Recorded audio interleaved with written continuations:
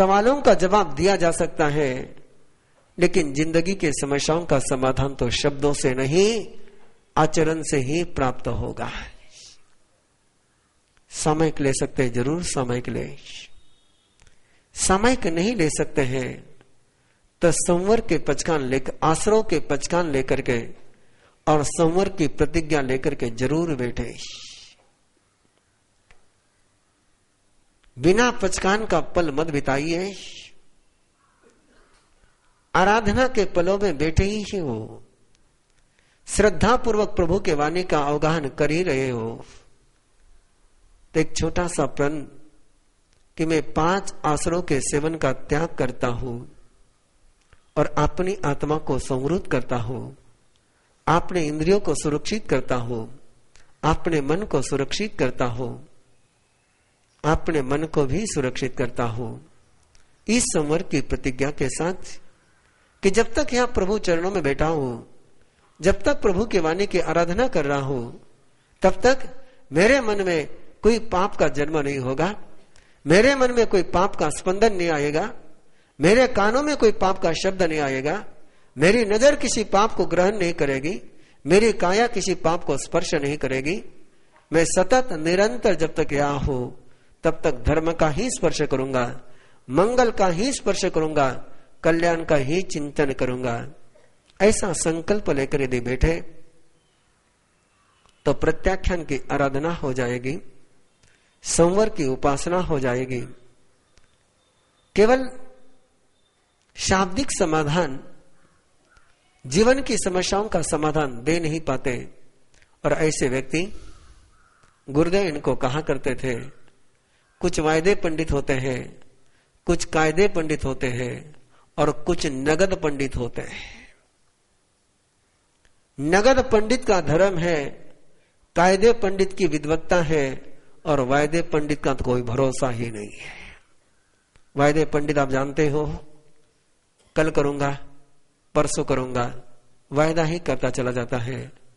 कायदे पंडित को केवल कायदे ही, तर्क ही, कानून ही निकालने आते हैं। क्या होगा, ऐसा बैठा तो क्या होगा, वैसा बैठा तो क्या होगा, कपड़े बदलने से क्या होगा, ये करने से क्या होगा, वो करने से क्या होगा। कायदे कायदे कायदे कायदे, कानून कानून कानून कानून।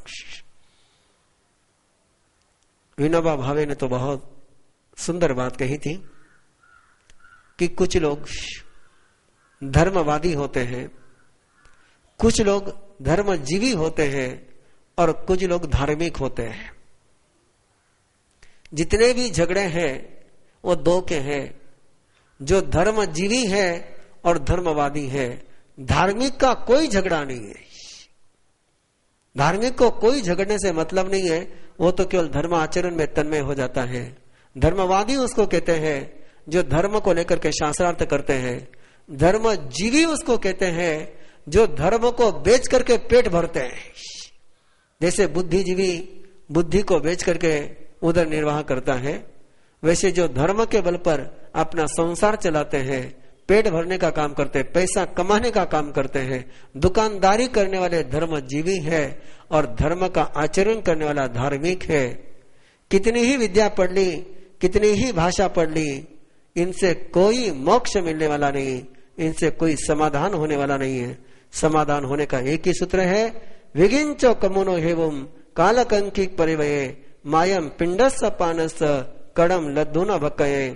कर्म के जो हेतु है, राग द्वेष के जो कारण है, पाप के जो कारण है, अंदर में वासना जन्मने के जो कारण है, उन कारणों को जो दूर करता है, उन कारणों को जो जानता है, वो उससे मुक्त होता हुआ पूर्व कर्म क्षय करने के लिए निरंतर पुरुषार्थ करता है।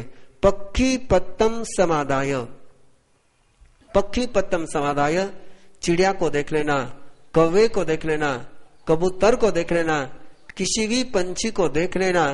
पंछी अपने ही तन पर के पंख अपनी ही चोंच से निकाल करके फेंक देता है।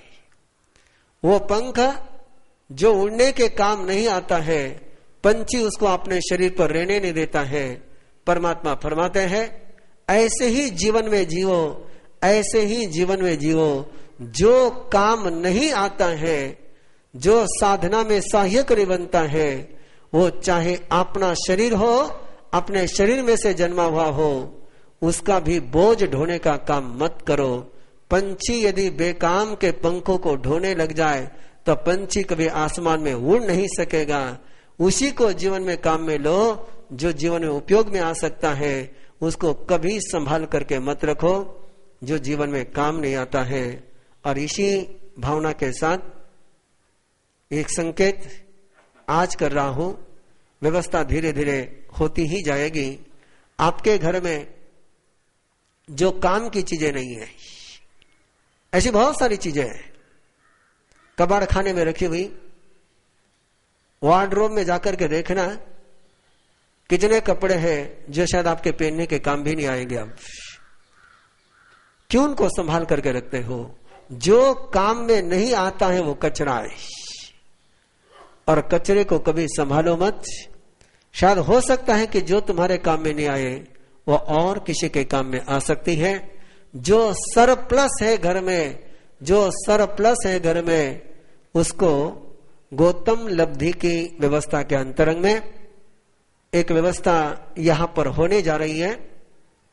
सुनील सा गादिया से सारी बात कर लेना आप लोग, और लड़कियां भी उस व्यवस्था में करेगी, और गौतम निधि के कार्यकर्ता भी उस व्यवस्था को संभालेंगे। आपके घर में जो भी सरप्लस है, दिवाली का अवसर आ रहा है, घर की सफाई शुरू हो जाएगी, तो जरा अच्छी तरह से सरप्लस को, जो भी सरप्लस है, बच्चे के खिलौने होंगे, कपड़े होंगे, जो भी सरप्लस है उसको यहां पर ला करके कलेक्शन काउंटर पर जमा कराइए। उसकी व्यवस्था क्या होगी, कहां होगी, उसकी चिंता आप मत करिए। उसकी सम्यक व्यवस्था होगी, असम्यक व्यवस्था नहीं होगी। इतना जरूर विश्वास रखने के साथ वो सारे सरप्लस को यहाँ कलेक्शन काउंटर पर जमा कराने का ध्यान रखें। और दूसरा एक छोटा सा आग्रह है, और मैंने आग्रह करते ही रहना है, करते ही रहना है। जब तक इस गणेश बाग का कोना मुझे खाली नजर आता है, तब तक मैंने आग्रह करते ही जाना है। आज एक छोटा सा संकेत है, आपको छोटा सा संकेत है। एक व्यक्ति को साथ में लाइए, केवल एक व्यक्ति को लाइए। एक व्यक्ति पर 24 घंटे इतनी मेहनत करिए, इतनी मेहनत करिए, इतनी मेहनत करिए कि कल वो आपके पहले यहां पहुंच जाए। आप बाद में पहुंचे, वो पहले पहुंचे। इसी आस्था के साथ जम किंची मिच्छाए मन दुकड़ाए वह दुकड़ा काय दुकड़ा कोहाए मानाए मायाए लोहाए सब कन्याए सव मिच्छो राय सव धम्म कमराए जो में देवशा यारो कवो तस खमासनो बड़िक कमामी निंदा में गरियामी अपानम ओ सरामी वर्धमानम शरणम पवजामी।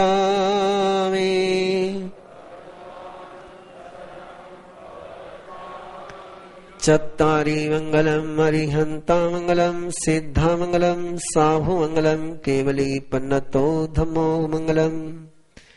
चत्तारी लघुत्तमा अरिहंता लघुत्तमा सिद्धा लघुत्तमा साहु लघुत्तमा केवली पन्नतो धम्मो लघुत्तमा। चत्तारी शरणं पवज्जामि अरिहन्ते शरणं पवज्जामि सिद्धे शरणं पवज्जामि साहु शरणं पवज्जामि केवली पन्नतं धम्मं शरणं पवज्जामि। अरिहंतों का शरणा सिद्धों का शरणा साधुओं का शरणा दया धर्म का शरणा। चार मंगल चार उत्तम चार शरणा दुख हरणा सुख करना और न शरणा कोई। जो भव्य प्राणी करे आराधन अक्षय अमर पद होय। वर्धमान